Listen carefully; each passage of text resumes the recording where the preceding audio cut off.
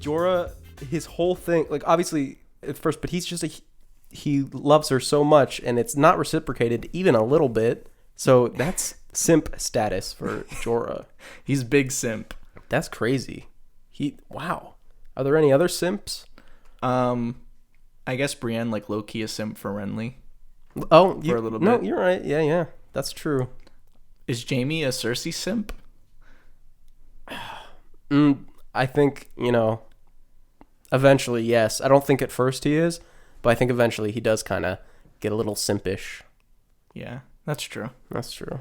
I don't know. I can't really think of any other simps. Yeah, no. Not off the top of my head. I mean, Jon a little bit.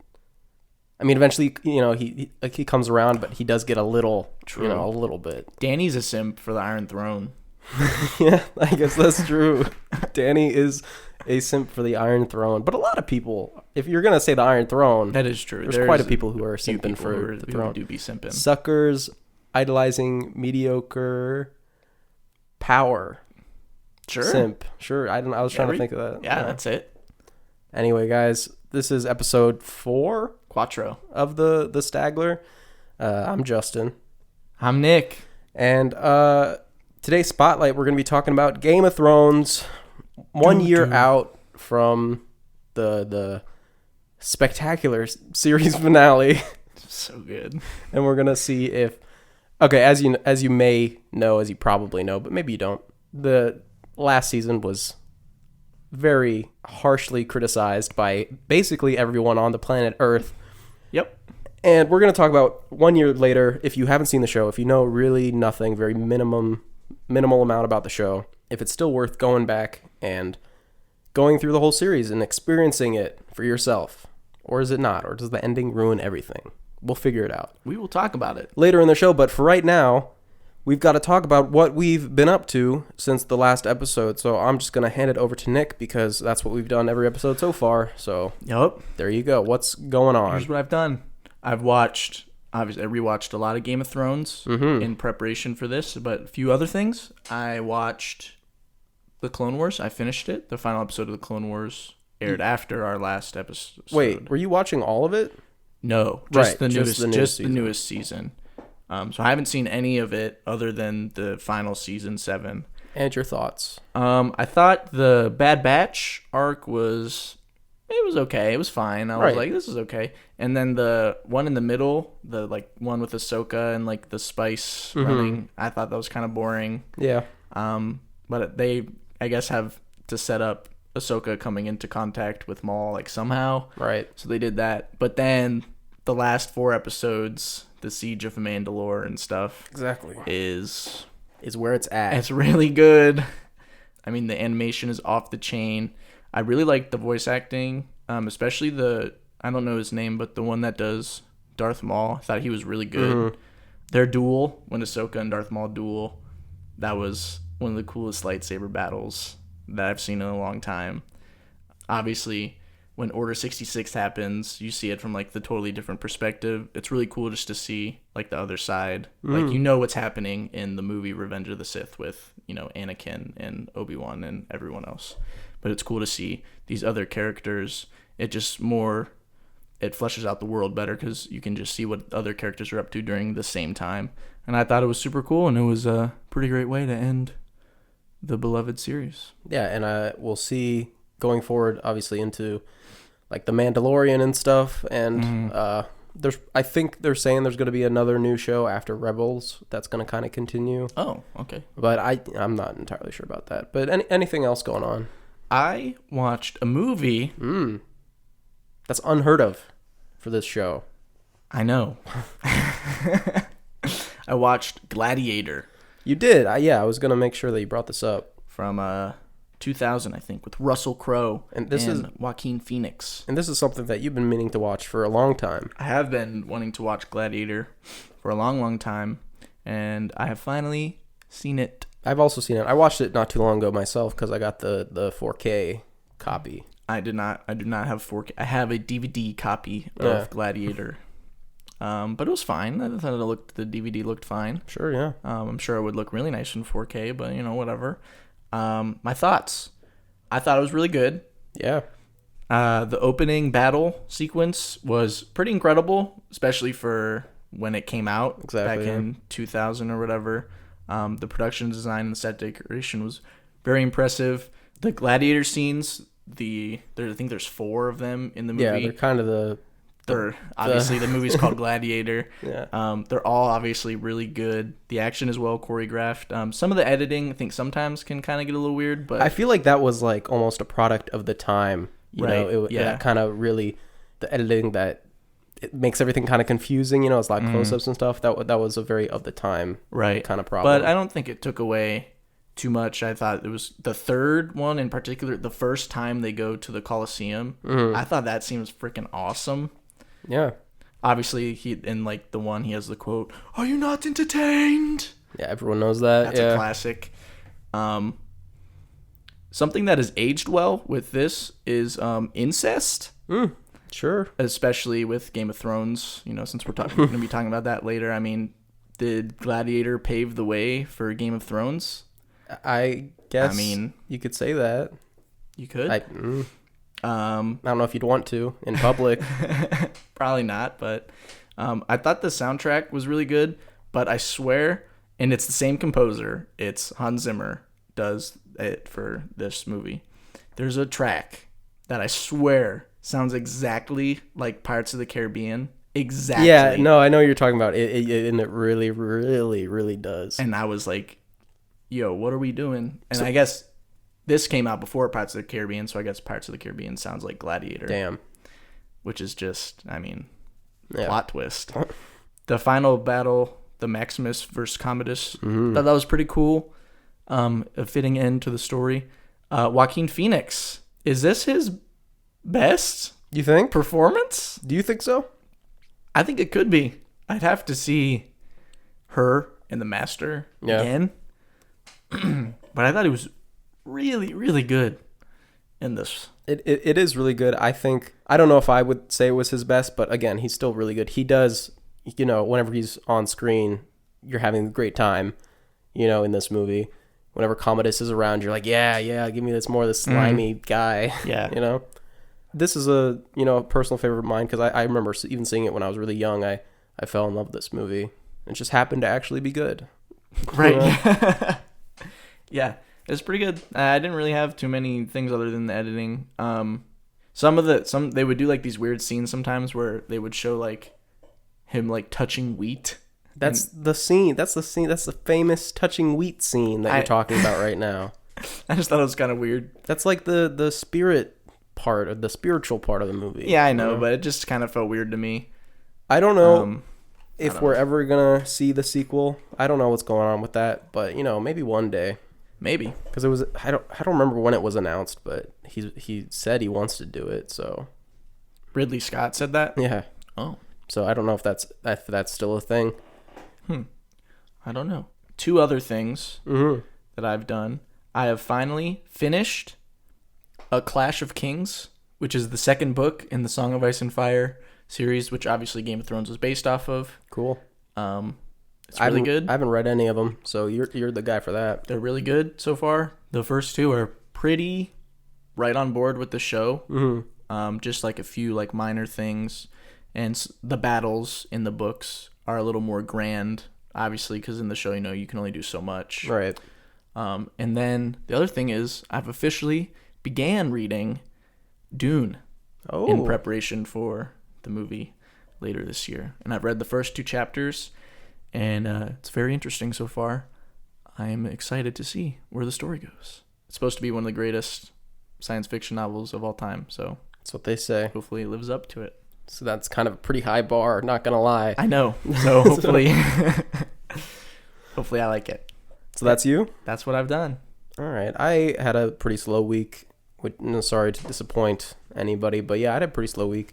I bought a few things. I bought The Usual Suspects Blu-ray. I picked that up. Thought, nice. Might as well. Good movie. And the Blue Velvet Criterion Collection. Ooh. I gotta get those. I'm a slut for Lynch, I guess, so more of that. Yeah. And then I did watch one movie, and I did mention this. I feel really awful about it, but last episode when I talked about Corpus Christi and A White Day. Remember that? Yes.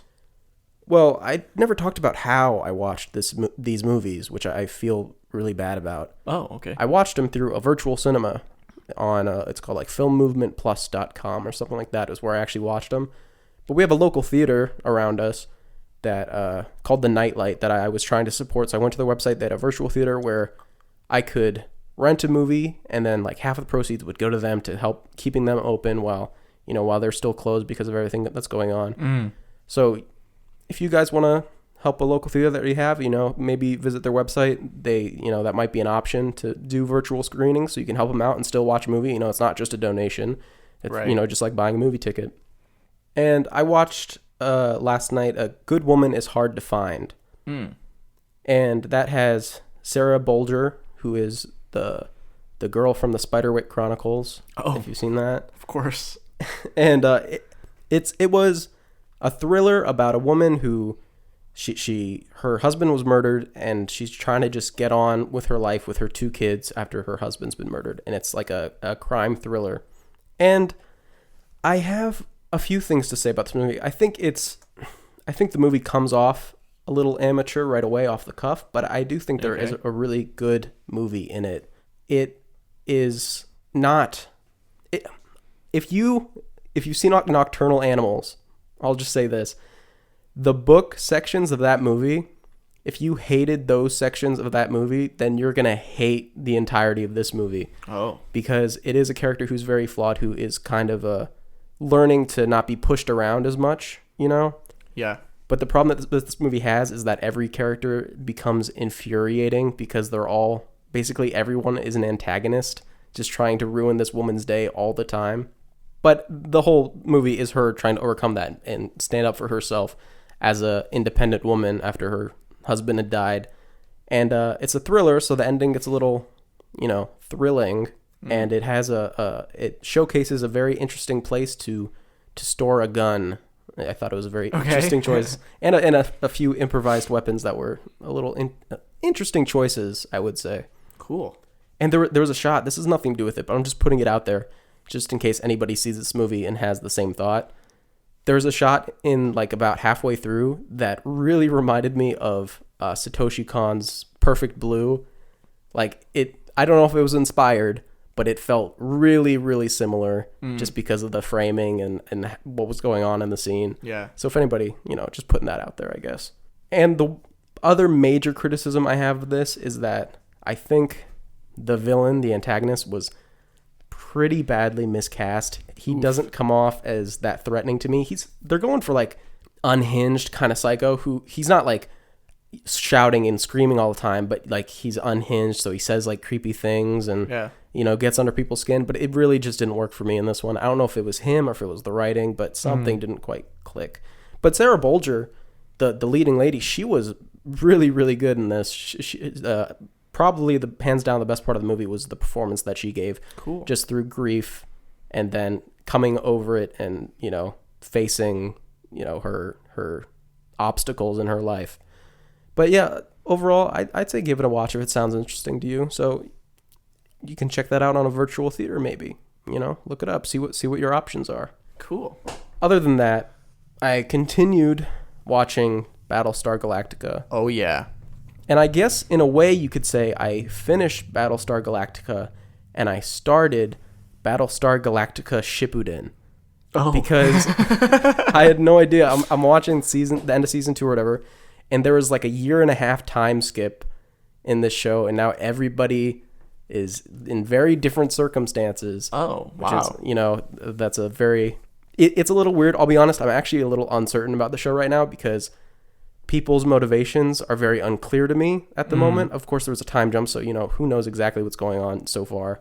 Right. But some motivations aren't, especially the antagonists, the Cylons, what they're up to isn't exactly clicking with me yet. But I'll stick with it. Maybe by next episode or the next episode after that, at the latest, I should be finished. I should be done with the show. I can give you my thoughts in full.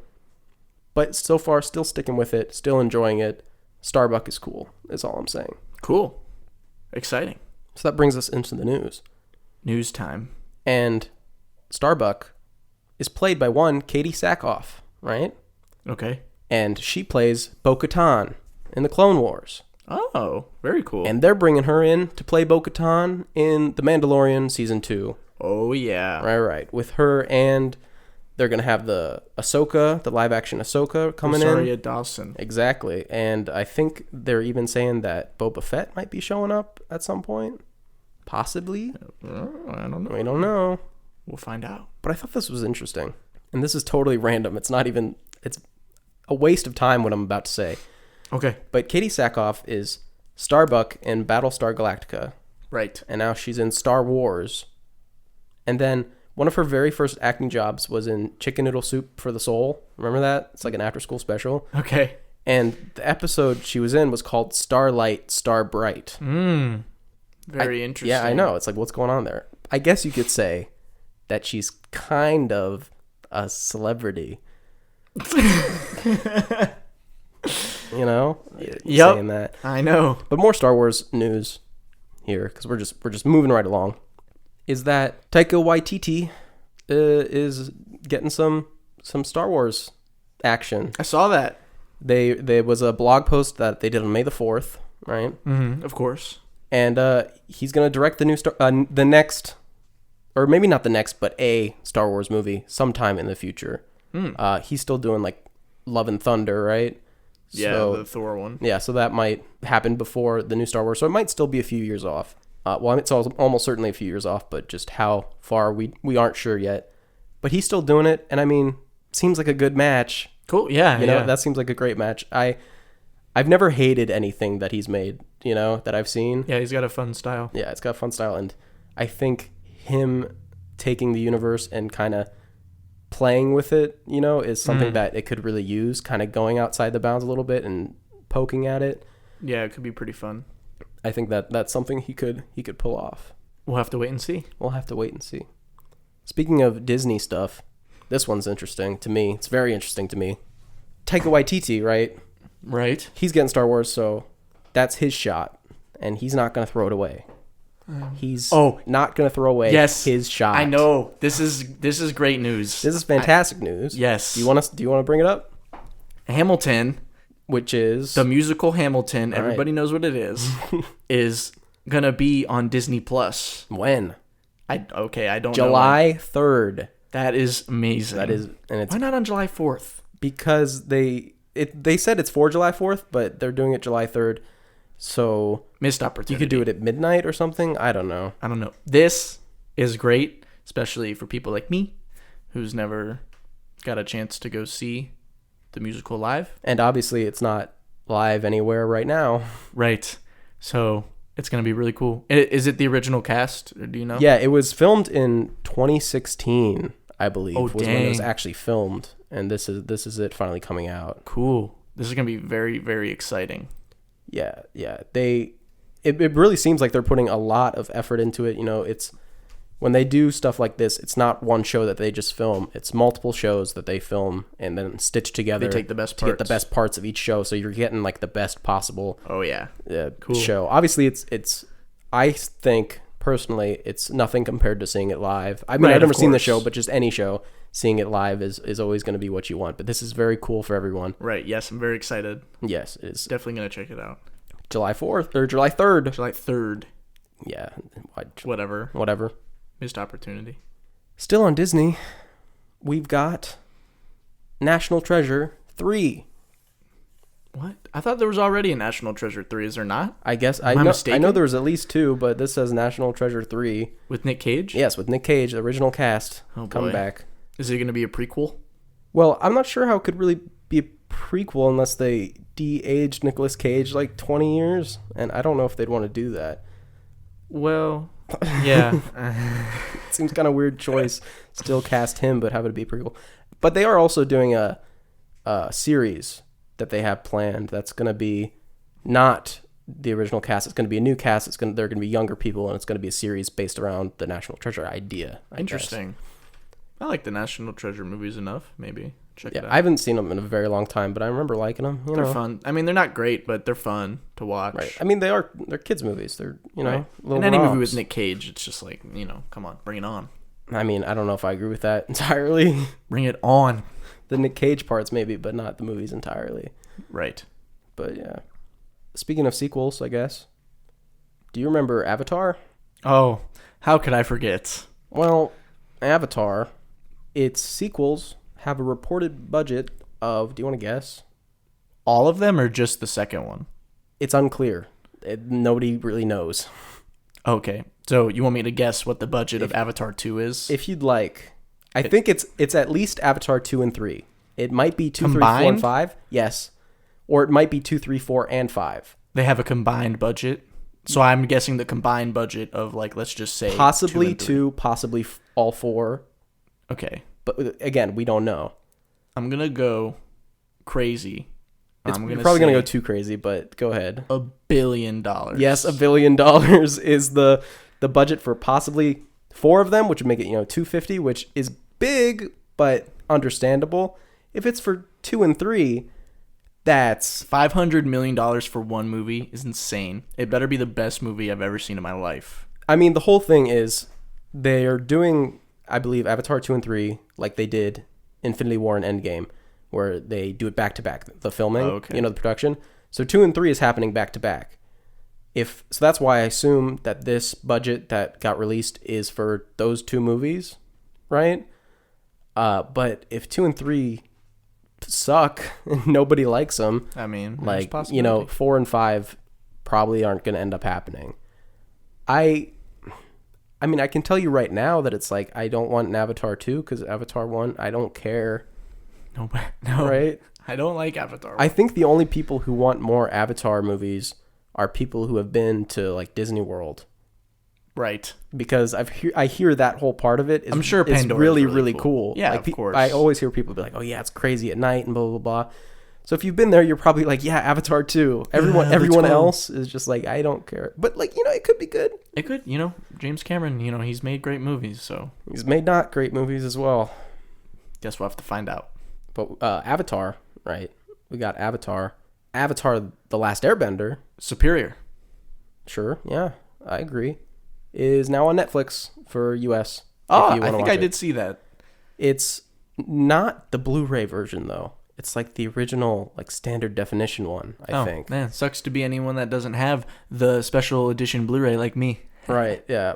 But I thought that was strange. That is weird. What's going on with that? Is it a license thing maybe? I don't know. I don't know, but I will say the Blu-ray version, highly recommend. Yeah, I've heard it's very nice. Very good. Very, very nice. You have just the original series. You don't have Korra. I do have Korra. You do have Korra. I have them both on Blu-ray. Very cool. Very cool. Yes. Did you ever watch that? What? Korra? Yeah, I finished it. You finished it? Right. Okay, yeah. It's good. Yeah, it's good. Next in news is something that is a little bit interesting. Do you guys remember a movie called The New Mutants? Oh, The New Mutants. Wasn't that supposed to come out in like 2016? 2018? 2018. I think the first like bit of it we saw might have been released in 2016, like a poster or something. But the first release date was in 2018. And now it's finally, after 3 date changes, it's finally going to come out August 28th. Maybe. We'll see. What do you mean maybe? Why would it possibly change? Who knows? It's only, it keeps on getting delayed. Keeps on getting delayed. Will it ever come out? This is, it's got Maisie Williams, who we're going to talk about more later. Yes. Right? And the weird thing is she's going to be younger in this movie than she was in the end of Game of Thrones, which is going to be very interesting. Same with Anya Taylor-Joy is also in this. Right. And, she was in Emma, and she's much up and coming. Right, exactly. So it's going to be a weird step. Do you think this movie will be good? No. I don't think... Do I think it could be good? I mean, maybe. They've had a lot of time. You could say I think anything could be good, right? But will I have a great time seeing it? Absolutely. I mean, it'll be an event. I'm so excited. It'll be an event. I do not think it'll be good. Probably not. I don't know if I want it to be bad. Like, I don't know if I'd enjoy it being bad. But it really bugs me because just hearing the pitch for it, I was interested in this movie. I was like, oh, that's kind of a neat take, like kind of a thriller aspect with like superpowers. That's really interesting to me. But everything that's been around with this production, like the actual train wreck that has been going on with this, not good. is not great. Yeah, it was. They first made plans to develop this movie in 2015, and it started production in 2016. Nice. So I don't know what to tell you. It's currently 2020. If you didn't know. Yeah, it's 2020. It's currently and 2020. It's not like it'll be the end of 2020, more near the end of 2020 that'll actually come out. Unless it gets delayed again. Unless it gets delayed again, but what are the chances of that? Honestly, I'd give it like a 75% chance. 75? I was going to say like 85. But, if it comes out, that we'll see it, and we will tell you all about it. Oh, yeah. We're definitely talking about that one. How do you feel about skateboarding? Skateboarding's cool. I can't do it, but it's cool. Have you tried? When I was in first grade, I think I took a skateboarding class. What? I went on the half pipe. I didn't know there were classes like a class like in school or a class. No, not in school. Like outside of school, it was like a teacher dude that taught people how to skateboard. Now, what kind of deck did you have? Did you have like a longboard, or did you have what were you working with? It was just what was your wrap? It had SpongeBob on the bottom of it. You know how like the skateboard's on the top and then on the bottom it's like cool art or stickers or something? Mine had SpongeBob doing like a sick kickflip. Very cool. Yep. I never cared for skateboarding. I remember, I feel like it was back in like, to me, for my memory, it was like early 2000s, right? Where people really liked skateboarding. It was like a big deal. Skateboarding is cool. It is cool. But all the people that I ever knew who did skateboard were kind of dicks. They were kind of gross. They never showered. Well, what can you do? You can take a shower. Yeah, but they gotta shred. They gotta shred the pipe. We need like skate through. They could skate through like a car wash. They could even do that. Oh, there we go. You don't even do that because I bet that's what Tony Hawk does. It probably is what he does. But Tony Hawk documentary, pretending I'm a Superman, lands at Wood Entertainment. Oh, wow. It's a Wood Entertainment. They did the Tarantino one, like the First 8 documentary. Remember that? Okay. And they're apparently doing this one, and it's about specifically the video game franchise, the Tony Hawk Pro Skater series. Tony Hawk Pro Skater 4 is great. Anyway, continue. I don't know if it's like just the Tony Hawk Pro Skater games or if it includes like all the other ones. Downhill, the Wii one. Yeah, exactly. Like all those. I don't know what it is, but it's about the video games at least. And this comes alongside the news where they just like remastered 1 and 2, right? So this is all kind of coming together at this point. Tony Hawk, he's coming back. Did you ever see that tweet where he was like, I was at the airport and a lady asked me, "Are you Tony Hawk?" And I said, "Yes." And she said, "Why?" What? I don't know. There's a bunch of weird stories with Tony Hawk. Like he's great. He is. No, he seems like a great guy. And he was like, what did he do? He did one trick where it was like, oh, the first person to ever do this trick. I don't know. Probably like he went up in the sky and spun a bunch of times. Yeah, like 90 times. He was the first person to do it 90 times. I think it was, I don't know. He did like a 720 something, I know. So I don't know. Okay, cool. I don't know skateboarding, but that's when you like spin. Like a 720 twirly kicky. Yeah, a back flip kicky. 720 twisty mix sleazy. Yeah, and he landed it. Yeah. Did you ever play those games? Which ones? The Pro Skater, any of them. Pro Skater 4, I played a lot on the PS2. Mm. It had like a create your own skate park thing. Yeah, most of them did. And that's like all I did. I just like made my own skate park and then did some really insane tricks. I played I think the one that was on the N64. It might have been 2, Pro Skater 2. I don't know. It had like a black cartridge if I remember right. I don't know. I had a lot of fun with it. They're fun games. They are. They are crazy fun. It's kind of weird how fun they are when I don't care about skateboarding myself. Right. There was a DS one. I don't remember what it was called. I think it was like just like Tony Hawk Pro Skater, but it was like skate and it was like the number 8, but it was an 8 ball like for pool. Oh. And it was like a DS version, and I remember playing that a lot. That was fun. I feel like I remember seeing that in like the store in the used like bargain bin pile. It was pretty fun. I had a good time. Good for Tony Hawk. I am interested in seeing this because I played those games growing up. So yeah, that sounds cool. It'll be cool. Last week we talked about stunts and like Oscar stuff and stunt. Yes, we did. Deadpool 2 fined nearly $300,000 for safety violations and accident that killed stuntwoman Joy Harris. I saw this. Yeah. This is, I mean, it happened a while ago, right? Because it's Deadpool 2 is that production. They got a $289,562 penalty for failing to provide a safe workplace for the stuntwoman. And personally, I don't know this type of business that much, but for me, I'm like, only? Yeah, it doesn't seem like enough. She died. She died. Like, $300,000 seems like nothing when you think of these like multi-million-dollar productions, right? Right. It really, we just need stunt people to be respected more. That is like, if the Stagler could be remembered for one thing, I want it to be that we promote stunt people industry and everything that they do for the work and the risk that they put, that this young woman put, and that $300,000 does not. It's not enough. Because again, it's a fine. It's like, so they don't do it again. It's, I don't know. It's nothing that can replace the accident that never should have happened in the first place. Right. Like, this is something that it never should have happened ever. Like, it's right. It's like neglect in the workplace. You know, it's awful to hear about. Yeah, there's like a list of stuff that they said that they had broken, like regulations that they didn't follow. Nice. Like they instructed the stunt performer not to wear safety headgear while operating the motorcycle.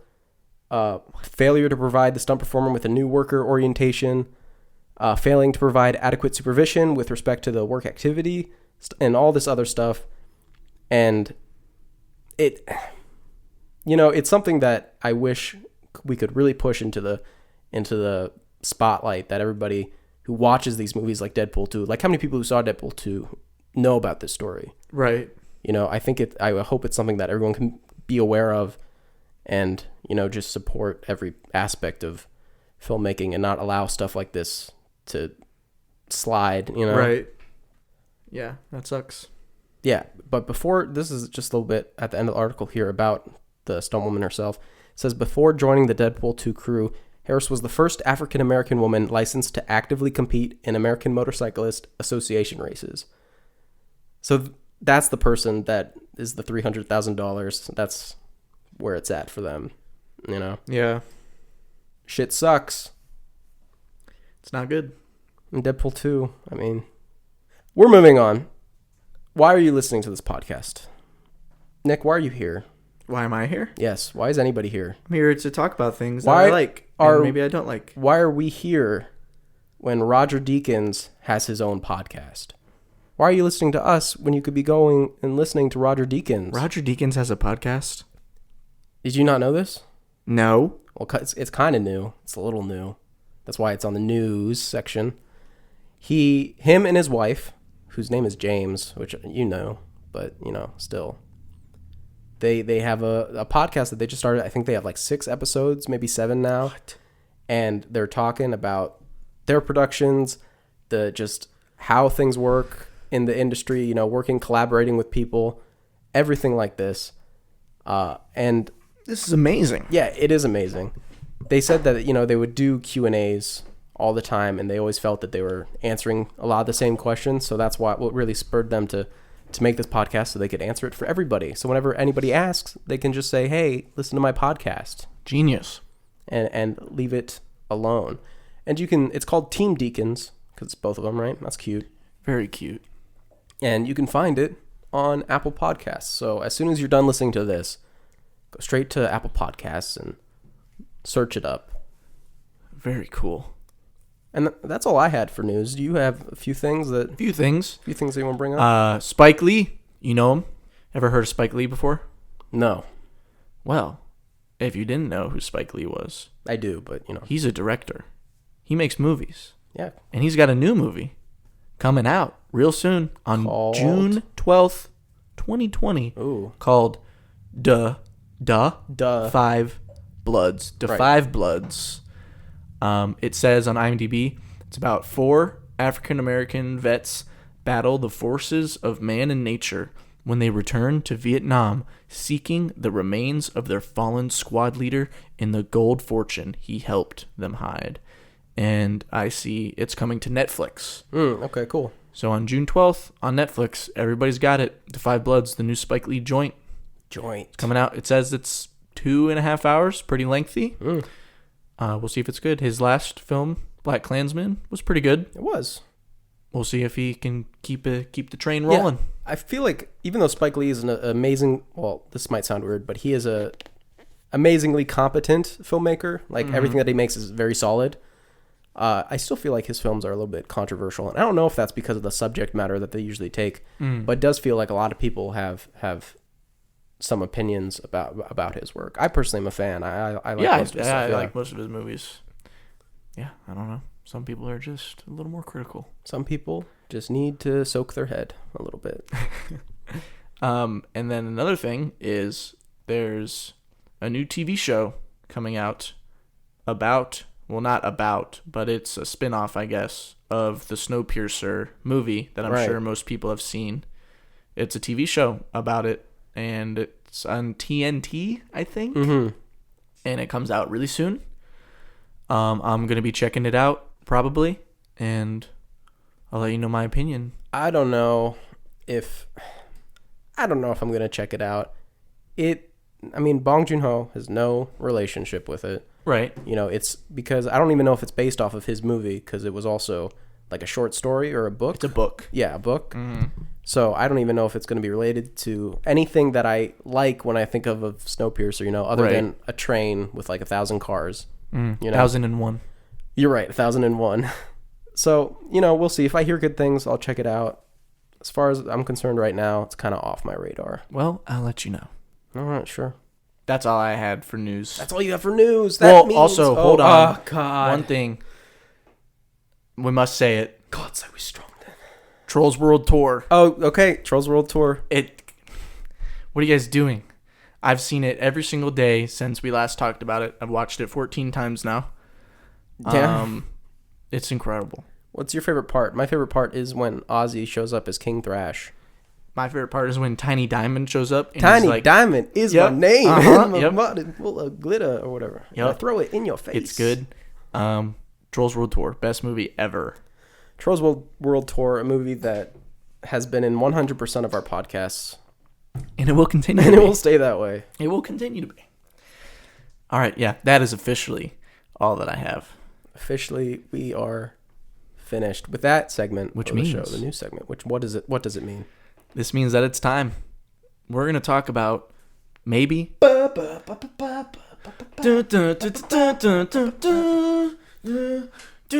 what is this that we're talking about? We're going to talk about Game of Thrones. Possibly... Well, not possibly. It is, I would say for certain, the most popular TV show ever of all time. Yeah, sure. Yeah. I would also say it is definitely one of the most controversial. No, I don't think it's the most popular show ever. What is more popular than Game of Thrones? The Office. I disagree. Office is really popular. Everyone knows what Game of Thrones is, though. Doesn't everybody know what The Office is? Yeah, but some people don't like The Office. Some people don't like Game of Thrones. Most people don't like Game of Thrones anymore. Well, we're getting into that. Kind of. We'll talk about that. I mean, to be fair, The Office had a bad last season, too. Yeah, it was okay. Yeah. Not as bad. Not as bad, but in my opinion. Anyway, I'm sorry. As an extremely controversial ending, which was about a year ago to this day. Almost. Let me see. The final episode of Game of Thrones aired on May 19th, 2019. So basically, and it's currently, when we're recording this, it's May 16th. So, close enough. Very close to the finale, almost one exact year. And we're going to be talking about the show, what we like, what we don't like, and whether a year later, if you've never seen it somehow, if you've never seen this show, never been interested, we'll let you know if it's worth it to watch it, even though you know that the ending is probably not going to be great. This is kind of exciting because I haven't talked about the show in a year. Yep. I've never talked about it. Haven't brought it up with anybody for a whole year. So we're bringing up a lot of old memories today. It's going to be a good time. We're probably going to have a lot of fun with this one. So where are we going to start? We're going to start with season 1. We're just going to go through the seasons. We're going to talk about characters, filmmaking. We're going to talk about the whole shebang. We're going to do it. We're really going to throw it out there. Okay, so lead the way. Hit me. Here we go. Well, first, I guess we should say, for people maybe who don't know what the show is generally about, Right. this is the IMDb summary. It says, 9 noble families fight for control over the lands of Westeros while an ancient enemy returns after being dormant for millennia. Which is, that's pretty good. Yeah, that's accurate. That's a pretty good description. But we'll go to season 1, which aired in 2011. Long time ago. Well, before we even get there, let's talk about our personal history with the show. Because both you and I, we did not watch the show in 2011. We watched it in 2019. Yeah, we picked the show up right before the final season aired. We both binged it. Yeah, I think I watched it in one month, a month and a half, maybe 2 months. I think 2 months. I don't remember how long it took me, but you can fly through the show really quickly. You can. And then we watched season 8 live on television. Right. So yeah, it's pretty recent for most of us, or for me and you, not most of us, but a lot of people have been with this show for 2011, so I feel especially bad for them. I'm very sorry that this has happened to you. Obviously, it's based off the books by George R. R. Martin, a great writer who's wrote 5 books. Yeah, I love the part where he writes about, what is it, like the milk coming from her titties as she walks out of the fire, and it's like the white hot milk spat from her bosom. Remember that? He's got very interesting things that he writes about. We'll talk about him later, I'm sure, when the show kind of parts from the books. But the first 4 seasons are pretty book heavy. I think I have only read the first 2 books, so I only know about the first 2 seasons. But we'll start off with season 1. The pilot of this show is really good. It is quite good. It's probably one of the best pilots there is. There's like this pilot, there's Game of Thrones, or the Breaking Bad pilot is really good. Yeah. It sets up everything really nice. It introduces you to all these great characters, all the different houses. A lot of information. It is information overload. Yeah. But I'd say it's presented in a way where it's easy to download it. Mm-hmm. You have good internet when you're watching. Yeah, you have a wired connection. Yes. Yeah. It sets up everything. You meet the Starks, all the Starks. You meet the Targaryens, the few that are left. Yeah. The Lannisters, they send their regards. They do. Those are the 3 like main. Oh, and the Baratheons. Those are the 4 like main families. Yeah. And then obviously there's others that will come into play later in the show. But it sets up everything beautifully. It's it really holds up, I would say. Yeah. Especially the production design and the VFX is really good. I would say still to this day it looks nice. In the whole season, there's this one moment closer to the end where there's like a big wide shot of King's Landing, and it just looks really good for 2011. I was like, yeah, this is very believable. It's great. The in the first season, the plotting and the scheming of the characters is so like in your face. The first 2 seasons are very politicky. Yeah. And there's witty dialogue and characters are smart and making really interesting choices. And at that point in the first 2 seasons, it's all like backstabbing behind the scenes. Like it's very rare that someone will confront someone face to face about an issue. Like if there's a battle or a fight or anything, there's like maybe like one in the whole season. The rest is people just like plotting these things. Even in the first season, there's no battle at all. There's a fight or 2. Yeah. But there's no big battle. The one battle that would have happened is not glossed over. I don't want to say that, but they skip it. They skip because they don't battle the actual fighting battle part because they don't have the budget for that in the first season. If you want to hear about that battle, you can read it in the book. There you go. But yeah, there's a quote that I really like from this season from Maester Aemon of the Night's Watch. It is, "Love is the death of duty." I don't know. I just think that's a great quote, especially for the Night's Watch, who they have to take vows to, never love, basically. Right. Never take a woman.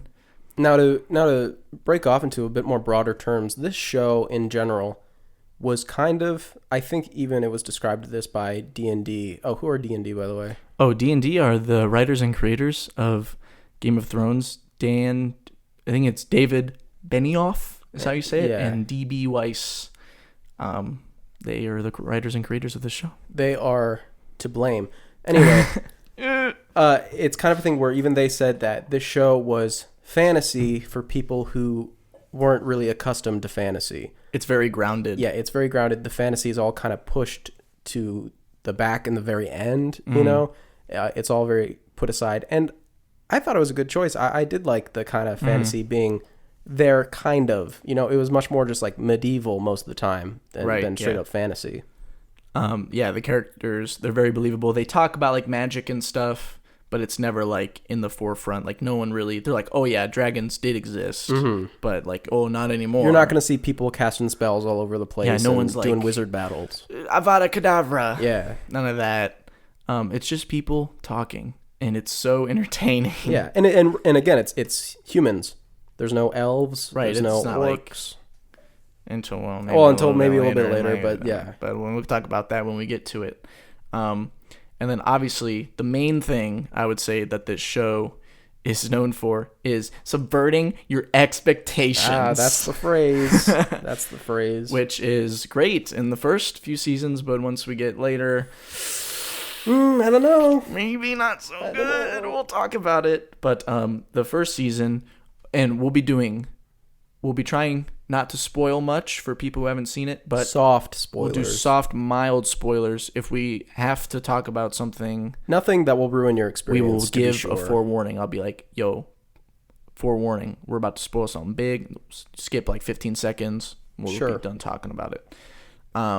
There is a big subversion in the first season, which is probably one of the most famous things of the show. Yeah, I would just. You probably just got that part from just osmosis. Yes. Well, I don't want to spoil it, but exactly. There is. It sets the tone for the rest of the series. To your expectations, you know, you have certain expectations for how characters will be treated in a show, and this episode, you know, tells you it's like, no, not everyone is safe. Yeah. You know, there are no heroes. Yeah, there's no plot armor. Was kind of like the thing about this show, right? That. The good, high and mighty, honorable people don't always, you know, end up on top. Yeah. And to quote young King Joffrey, they have the soft hearts of women. Oh, God. That's all I have to say. Okay. If you know, you know. If you know, you know. If you know, you know. Season 1. To quote the great Bobby B. Oh, we have to do some Bobby B quotes. Some Bobby B Bobby quotes. B. You do one. Do one. Well, can I do the one? The Bessie one? Yeah, the best Bessie. one. Yeah, do it. That young commoner lass that you had, what was her name? Bessie. Bessie. Thank the gods for Bessie and her tits. Bobby B. Full of great dialogue. Yes. He was really chewing it up in the first season. Really a highlight, I think. He really is one of the highlights. He's just hilarious. Everything he says is funny. Start the damn joust before I piss myself. Right. He's great. We love him. We stan. We do stan Bobby B. And if you're on the subreddit Free Folk, you can talk to him. Yeah. He's a bot. You can talk to him if you want. Yeah, the first season, very good. Really sets the tone for the show. Earlier seasons, this goes into even season 2 and probably season 3 a little bit, but not as much. There's a lot of sex. There's a lot of. It's a little bit more. Oh, the show's very, very mature. Yeah, but I feel like the sex part, even specifically, is something that kind of disappears later on in the show. Later on, it gets less, but for sure. It is very, there's plenty of incest going on. And in the first 2 seasons, there's a lot of boobies. Relations happening. And, not always good ones. The things I do for love. Right, yeah. Yes. On to season 2. Mm-hmm. The show continues to get better, in my opinion. Tyrion, one of the Lannister characters who is a little person. Yeah, Peter Dinklage, who is a fantastic actor. Great actor. Yeah. He's one of the best, most consistent in the show, I would say. Definitely. This season in particular, I really think he's straight up on another level. Just his character, because he gets to interact with Joffrey a lot in this season. And as you know, Joffrey is a cunt. Yeah. He's one of the worst villains ever. Tyrion just in a good way. yes. he's just a terrible person. Tyrion just like owns him, like 20, he bitch slaps him and everything. He's like, "You can't hit me! I'm the king!" Yeah, and slaps he just him. slaps him. Yeah. He has a quote I remember that I like where he's like, something has just happened, and he comes in and he's like, Tyrion's like, "We've had idiot kings and we've had mean kings," or another word for mean, I can't think of it right now, but we've never had a mean and idiot king. Yeah. And he's like, and then he smacks him. Right. It's good. This season introduces Stannis and Davos and Melisandre, which is a important storyline throughout most of the show. Davos is a great character alongside with Stannis and the Red Woman, Melisandre, and the Lord of Light. Yes. Which brought forth many theories Yes. later into the show. Yep, many which theories. may or may not have come into fruition later in the show. We'll talk about it. Maybe not. Who knows? We do. It's a tough look. One thing about this season that I think is a little weaker is Dany's arc in this season with Karth is a little kind of wonky. Didn't interest me as much. I've heard, and maybe since this was earlier on, that Karth in the books is... It is very interesting. Yes, much more interesting. When she goes into the House of Undying or whatever in the books, it's like it's not like really super different, but it's just more detailed. Yeah, it's really cool. But yeah, other in the show, it's a little yeah. But it's not terrible. I mean, I'll say honestly, I feel like personally a lot of Dany's storyline was the weaker side of the show for me personally. Yeah, I would probably have to agree with that. I would say probably it's partly because most of the show takes like 80% of the show takes place on Westeros, right, with all these different kings and lands fighting for power. And then across the narrow sea, way over in a whole nother country, Essos, or continent. Right, yeah. Dany is like kind of all on her own, which is her and a few other characters. And like they talk about like Westeros, and Westeros will talk about, the Targaryen girl. But there's not much meaningful interaction going on between them. Right. So that could be part of it, that she's just kind of so far removed until later in the show, obviously. We could talk about we'll talk about that part later. So season 2 also has the Battle of the Blackwater. And I wanted to say before we talked about that, Brienne, one of the best characters in the show, Brienne of Tarth, is introduced in season 2. She's great. That's all I wanted to say. The Battle of Blackwater, which is the first battle that we get in the show, and it's pretty sick. Yeah, it's a good one. There's not that many explosions in the show as a whole. Obviously, they don't really have bombs. Yeah. But they got wildfire. Yeah, they make do. And there's a sick explosion in this episode that is really cool. And I would say it's the second best explosion. Yes, I would have to agree with that. There's a great quote that I love from the Hound in this battle where the Stannis' men are storming the beach, and the Hound and all the Lannister soldiers are coming out to meet them. And the Hound comes out and he's like, "If any man dies with a clean sword, I'll rape his fucking corpse." It's just brutal. And then the battle itself is great. It's extremely brutal. Obviously, lots of people will be dying, getting chopped up. It's nasty business. And then it ends, and you're like, wow, this was actually very satisfying. Yeah, I think the show does a good job of balancing the kind of political intrigue with the action that a lot of people want to see, in this kind of situation. It gives you enough, a battle episode every once in a while. I mean, really, it's like one a season almost. Yeah, until later. Right, yeah. But it does give you a nice big chunk of action to enjoy and digest. And it has real consequences, in the area. It does. Yeah, season 2 is great. There's one more quote that I really liked from season 2. I can't remember exactly when it is, but Cersei is talking to Grand Maester Pycelle, and he's just like saying something stupid. And then Cersei looks at him and she tells him to leave, and he's like, "Oh, okay." And then she's like, "Be careful on the stairs, Grand Maester. There are so many." And I just thought that was so funny. That is a pretty good one. The second time around. And this season also has the introduction of Jaqen H'ghar, it does. A semi-important character that will come into play later in the show as a very important part to somebody's arc. Yes. But yeah, season 2 is great. It's I would say, I don't know if it's better than season 1, but it's still really good. I would. I would personally say though, season 3 is my favorite season of the show. Wow, really? Season 3? Yeah. What are you saying? Mine's season 4, but we'll talk about that after. Okay, season 3, sure. I think season 3 is my favorite season of the show, mostly because we get a lot of characters interacting with people from other houses. You know, a lot of the houses are broken up, and they're kind of paired up in certain ways with people from other houses. Sometimes they're making alliances, sometimes they're not getting along, and it's interesting to see people in the same family sometimes unintentionally working against, one another's wishes and ways. But we also get introduced to Jojen Reed. Lots of characters get introduced in this season. That's true. Jojen and Mira show up in this season with Bran to do their weird warg stuff. Mm-hmm. Who else gets introduced? Tormund. From a lot of the wildlings get introduced because Jon is doing his thing. Right.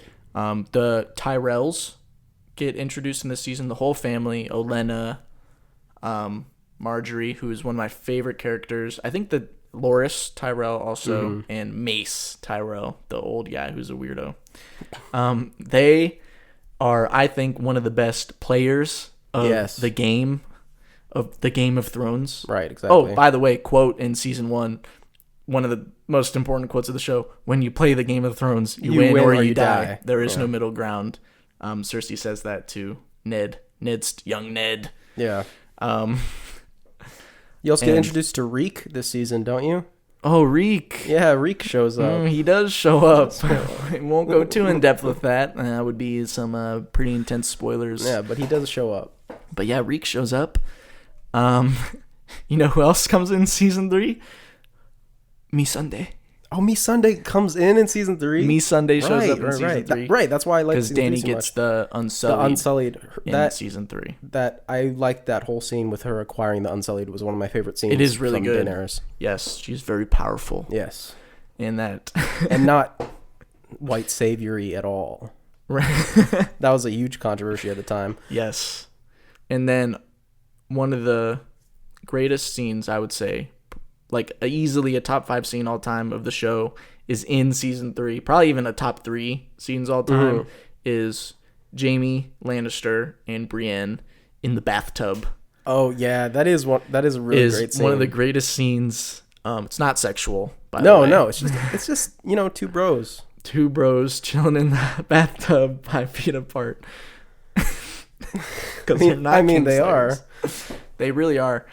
That is an incredible scene. You'll know it when you see it. Mm-hmm. It's got great performances. Maybe, I don't know if it's Nikolaj Coster-Waldau. That's his name. Waldau. Might be his best moment of the show. That seems kind of mean because there's so much show left and he's in so much of it.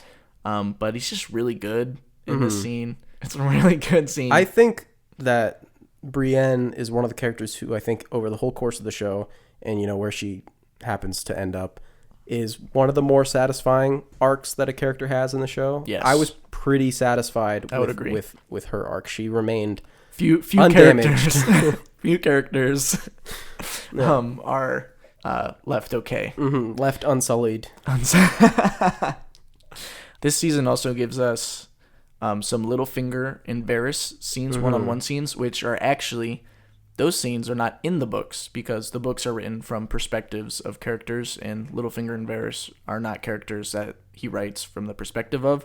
So all the scenes where it's just Littlefinger and Varys talking together in a room by themselves are all D&D, which is insane. This isn't a new thing because even back in season 2, there was a very popular scene that I really quite liked between Arya Stark and Tywin Lannister. Yes. That was not in the books, which is a very, very well done scene. It is very good. Back then. And in one of them, Littlefinger gives one of the more famous speeches of the show, the climb speech, where he says, "Chaos is a ladder." Yeah.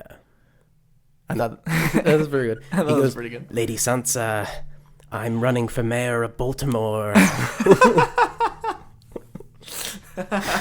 And yeah, he's definitely, him and Varys are two of the most secretive, two of the most working behind the scenes big to players pull strings in the game. Yeah, big players who don't have like big positions really. Well, they do, but yeah, semi, but they're very behind the scenes. Littlefinger is the master of coin, and Varys is the master of whispers.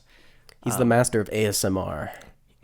He is the master of ASMR. Varys is like, I got my balls cut off as a child. Do you know what the warlock said to me? balls, balls, balls, balls, balls, balls. Eunuch, eunuch, eunuch, eunuch. Yeah, season 3, and then obviously, big deal, season 3. Yeah, we'll just say the name of the episode and nothing else. There's an episode in season 3. It is episode 9 of the season. It is called The Reigns of Castamere. If you know, you know. Yes, and we're moving on. Season 4, I understand why it's your favorite, because it's probably my second favorite, and it's my second favorite for 2 words. Do you know those 2 words? Let me think. 2 words. No, that's 3 words. 2. I'll just go ahead. Okay, yeah, you do it. 2 words. First word, sir. Second word, pounce. Oh. Sip Pounce. Sip Pounce is the best part of season 4, and probably the best part of the show. Maybe, potentially. Season 4, in my opinion, is the peak of this show. It keeps on going on a rise. Hits season 4. And this is the best season, in my opinion. So much happens in this season. There's so much going on. Bran has a vision in this season. Yes. That basically spoils the entire show. It kind of does. Which obviously back when it came out, you couldn't know. But rewatching, you see this and you're like, wow, this is literally exactly what happens at the end. Which is funny. At the beginning of season 4, there's a very big subversion of expectations. Another big subversion, but it's a good one. A great one. Yeah, one of the best. Fantastic. And then the whole season is kind of the fallout of what happened at the beginning of the season. And it's very, very interesting. Tyrion plays a huge role in this season, which I very much enjoy. Tyrion always plays a huge role because, I mean, he actually, fun fact, he has the most screen time of any character in the whole show, which is great because he's really great. Yeah, he's great. He's fun to watch, and he's got great dialogue. Maybe, later on, maybe not so much. But I hope that he's made a lot of money off this show and can just live forever happy. Me too. He's great. There's a cute picture of him and his son riding a scooter. Wait, I thought it was a daughter. Oh, maybe it is a daughter. But don't say that. Don't look that up, because Peter Dinklage tries very hard to keep his children out of that life, out of like the paparazzi and stuff, and they still like stalk him and take pictures, and he hates it. Oh, so please don't support any of that. I don't. You know what? I didn't know that. I'm sorry. Yeah, just leave his family alone. Right. Yeah. Let him chill. Yeah. The only thing that kind of brings this season down a little bit is the introduction of Dorne. Yeah. It's not the full plot line yet. Right. But it is the beginnings of it. But it brings it into the idea, and Oberyn, one of the great characters of the show. Oberyn, the actor, I can't think of, Pedro Pascal. That's his name, just thought of it. He plays the Mandalorian in The Mandalorian. So there you go. So he's in that. Which is crazy. He's introduced, and the Dorne storyline kind of introduced. It gets more in season 5, and we'll get more into why it's maybe not the best. There are quite a few people. So like we got Pedro Pascal, who's the Mandalorian. Yes. We had Sean Bean, who's in like everything. Sean Bean, very He's famous. in a lot, yeah. We had Maisie Williams, who's in the New Mutants. That's what she's most well known for, I would say, is the New Mutants. Yeah, probably. But no, it does seem like it's good. And Lena Headey, who's done she did Dread, which was like awesome. I loved Dread. Yes, she was Mama on that one. But it's good to see that a lot of people who worked on this show continued to find work and got gigs and stuff like that. I mean, some of those might have been before, but they're all still working. It's all been good for them. You know, the Hound, Yes. back in the day, he was Lurch, I think was his name, in Hot Fuzz. Oh yes, That was yeah, very I remember cool. that. Yeah. He's great. There is a trial scene that we won't get too into in this season, but I feel like we've talked about why like court scenes and trial scenes are so great for TV, and this particular scene is one of my favorites. It has all-timer performance from Peter Dinklage, which is probably my favorite performance of his in the show Right. as a whole. And his speech at the end is so good. I'm guilty of being a dwarf. Right. That whole speech is great, and then that episode ends on a big cliffhanger, and then the fallout of what he's done plays out through the next few episodes, and it's really great. I really love season 4. Yeah, season 4 is my second favorite season, so there you go. Season 3 and season 4, those are the two best ones. And just to say that, you know, season 1, 2, 3, 4 are all Great. really far up there. Top level television. It's after season 4. It's where we get a little bit A misstep, I would say. And I guess we'll get into another thing I wanted to say about season 4 is there's a battle in season 4 at Castle Black, which I think is a very overlooked battle in the show, and it's actually my favorite battle in the whole show. Really? Yes. A lot of people probably would point to like Battle of the Bastards, obviously. That's Hard a Home huge one. even. Hard Home. Yeah. But I really enjoy the Battle of Castle Black. It's the whole episode is all at Castle. They don't go anywhere else. It's all John and at Castle Black in the battle. Which is rare because most episodes you're in like 10 different places. Right, it cuts between everybody. But the whole episode and it's so cool. And there's this amazing shot where it's like a big 360 of the whole set. And you see people, it's just the whole battle's happening. And it's just a long, like 60-second take of it, the camera just like spinning around. And you see all this madness happening. It's done so well. And it's just a really, really great episode, in my opinion. So before we move on to the second half of the show, 5, 6, 7, and 8, right? 5, 6, 7, 8. Exactly, yeah. Where were you at the end of season 4 with this show? How are you feeling? Oh, when season 4 ended, I was like, let's go. This is one of the best shows I've ever seen. Yeah, when season 4 was ending, it was like, because I knew I had 4 more seasons to go, it was approaching like my new favorite TV show of all time. That's the track I was on. I was like, this is my favorite TV show. And as we'll see, sadly, that's not quite how things turned out. Eek. But just so you know the quality, you could be in the same place. And I think if something can, affect you that much where you're like, this is my new favorite thing, that it's probably going to be worth checking out a little bit, Yeah, it's really, I would say on my rewatch, I mean, it's so good. It really is so good. The first 4 seasons, I was like, dang, even though I know that maybe it doesn't end up the way that I would want it to or everything, I was just like, wow, this is still so great, and I'm so entertained, and I like spending time with these characters. Right. Even with, I know there is one character specifically that we really hated how the character ended up. And seeing that person's schemes and everything that person does throughout the show is still really fulfilling. And, it's very clever and it's fun to watch things unfold, even if you know that eventually they get kind of a rough end and it's not satisfying really at all, Yes. It's tough. But yes, even just the first 4 seasons, it's just amazing. Yeah. And then we get into season 5. Which is still good. Yes. But this is where the books had ended. Hadn't they? Or was part of it. Part of it. Part of it is made up and part of it's not. Like the 4th and 5th book are like season 4 and like parts of season 5. Gotcha. So some of season 5 is made up, and I'm pretty sure all of season 6, 7, and 8 is all made up. This is where you begin to see a little bit of inconsistencies in some characters and other storylines.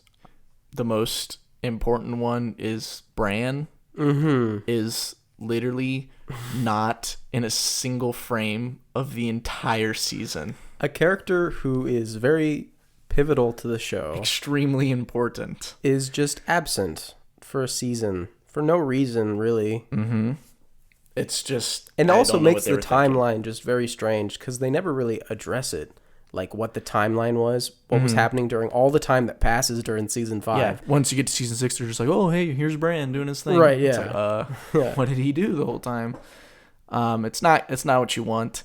And another part that's just not great is the Dorne plot gets a little more in this season, and it's just not interesting. It's not interesting when Jaime and Bronn go on their like buddy cop mission. It's so stupid. It is.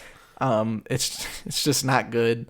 There's a few good things in this season that I enjoyed. Obviously, Hardhome. Yeah, we is just mentioned that. One of the more important battles. It's the first time you really get to see the power of the White Walkers. Yeah, that's actually the introduction of the Night King, is it not? At least face to face with characters we know. Yes, I think so. Yeah. You really get to see the power of the Army of the Dead. Yeah. And it's really great action set piece. That's like the last like 25 minutes of the episode. Yeah. Just kind of comes out of nowhere because it's not in the books. It's just something they kind of came up with, and it's really cool. And it shows that they can actually do good things. Yeah, sometimes it works, sometimes it doesn't. And it also birthed the meme of the Night King, like raising his hands up or whatever. Yeah. And it also, season has the stuff with the High Septon in King's Landing. Yeah, the shame. Shame. Right? Shame. It also has another part of the show that was pretty controversial. I don't know if the controversial event happened in this season. I can't quite remember. But a relationship between a Stark and a Bolton begins. Yes. That was looked down upon. And for good reasons. It's rough. It's not good. There's... I don't really want to talk about it. Yeah. But it's not specifically that... It is something that could have happened in the setting of the show. It's not like it's the show's writing, but it's just the way that they went about it was a little tasteless. Yeah, the way it's presented is not. It's not what you want. Yeah, it's not good. That's in one of the worst episodes probably of the whole show. Yeah. And then Arya's storyline in this season is where she begins training. I liked That's it. all I'll say. Really? Or was it season 6 where I started to like it? Might have been season 6. No, it was season 6 because that's kind of like the aftermath of it. Yeah, she just kind of... It's just, to me, it's just kind of boring. She's not really doing anything. She just, like, training and nothing really happens. She's just, like... Jack and Hagar's like, be stronger. And she's like, I'm no one. He's like, who are you? And he's like, a girl. And then she's like, yeah. That's exactly how it goes. That is basically how it goes. That's all I'm saying. Yeah, this season is where you start to see it kind of fall off. However, the end of this season, where it actually does loop back around to the book a little bit, is pretty good. Yeah, the final episode is pretty good. It has the shame scene, which is great. And then it has a very shocking moment at the very end of the season. Which is where the books are. Which is where the books end, from my knowledge. And then you're like, wow, okay.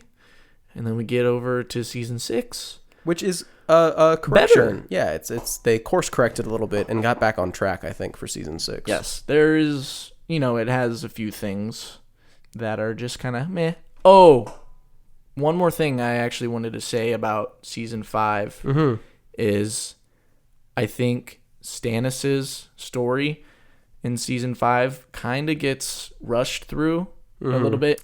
That's it. And Ollie gets introduced in season 5. Fuck him. Fuck Ollie. Yeah, little Ollie's kid. not great. Fuck him. Anyway, now we can go to season 6. Yeah, it's better than season 5. It has some really great moments. Here's the thing about season 6, though. I'm not sure if it's not back to quality of 1 through 4, I think. No, not because not the difference here is season 6, I think, is held together by great moments. Right. I think we have the Sept. We have the Battle of the Bastards. Right. We have flashback with Bran. Yeah, right? Bran stuff in season 6 is pretty good. Yeah, season 6 is Bran's time to shine. Yeah. Basically his only time to shine. Yes. Tough look for Bran. Because we have the episode The Door, which is like... Good episode. It's a good episode, yeah. Yeah, lots of input from Bran's storyline into what has happened previous, into the secrets that Ned Stark held, and some really big reveals towards the end of the season. Yeah, season 6 is definitely where everything unfolds. Right. You know? Especially the final episode of season 6, which is honestly one of the best episodes of Game of Thrones. Yeah.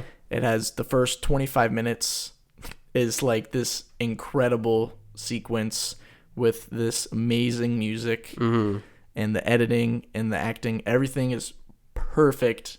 And I'm not saying what happens, but it's some crazy shit right at the beginning of the episode. Yeah. And you're just like, wow, that just happened. And then you see the rest of the episode and it's still super strong. And then even after the huge thing that happened in the beginning, there's a literal earth-shattering reveal towards the end of the episode that like changes the whole dynamic. Everything. Yeah. It changes everything. And it's honestly a really great episode.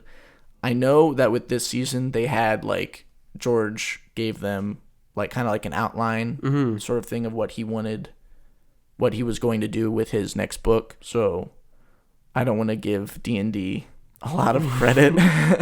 As little as possible. Yeah, as little as possible for them.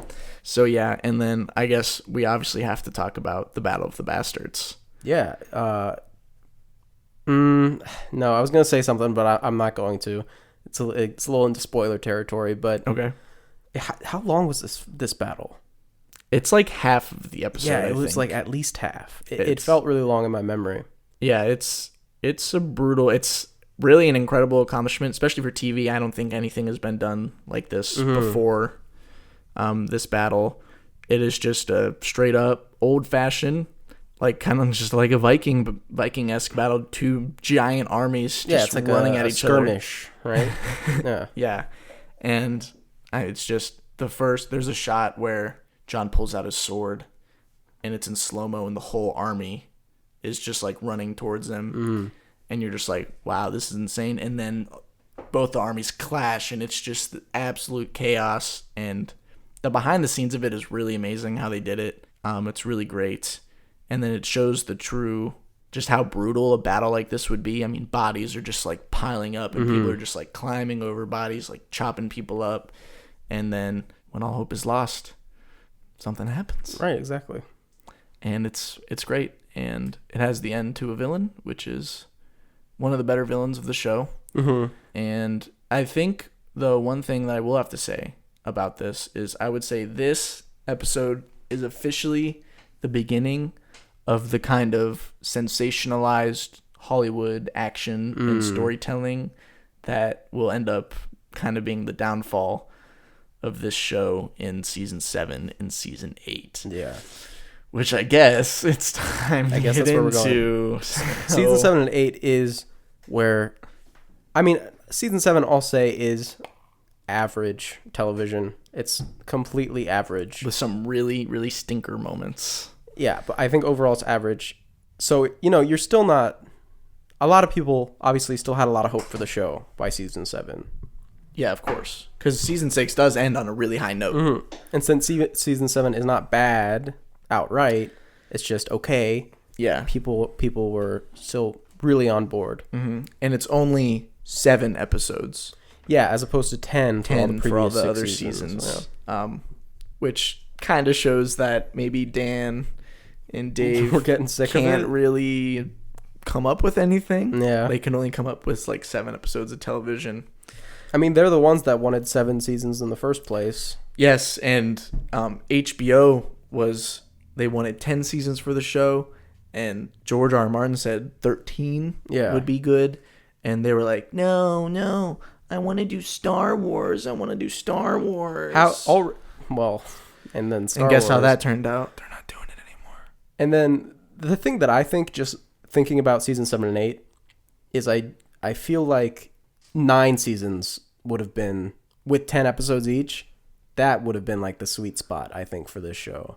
I think I like that, but I do think that season 7 and 8 could easily be four full seasons of television, in my opinion. Yeah. Especially in season 8, which we'll talk about. The first 3 episodes could be a whole season, and the last 3 episodes could be a whole season. And honestly, I think after the final episode, or kind of like in the middle, if you cut the middle of the final episode in half, you can make a whole season of what happens after a very important moment. Right. Exactly. Yeah.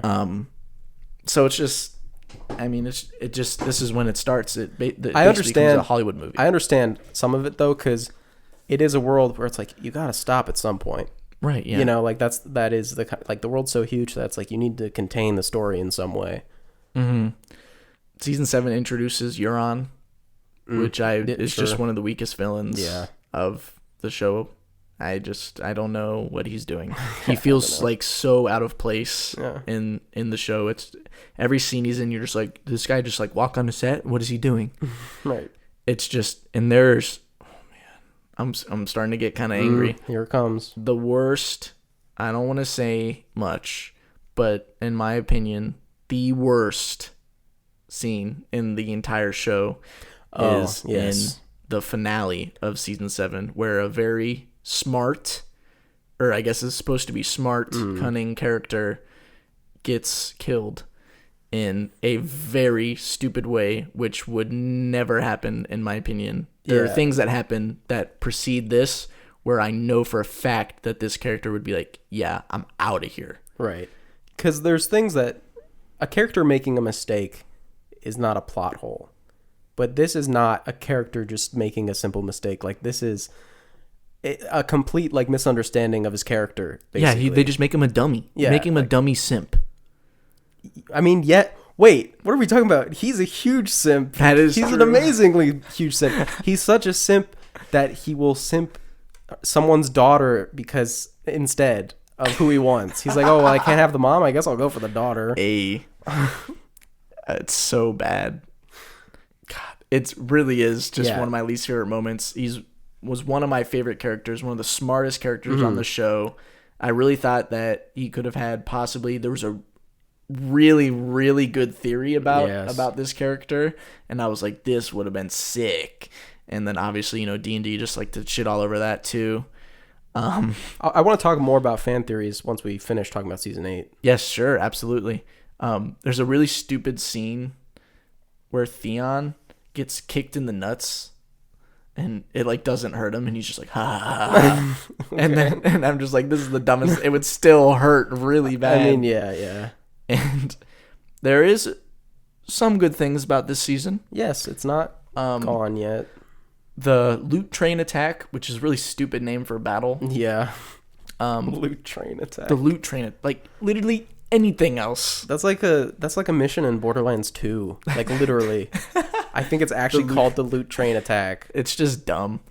It's a really cool battle. Mm-hmm. It's the first time you really get to see a dragon do its business. Mm-hmm.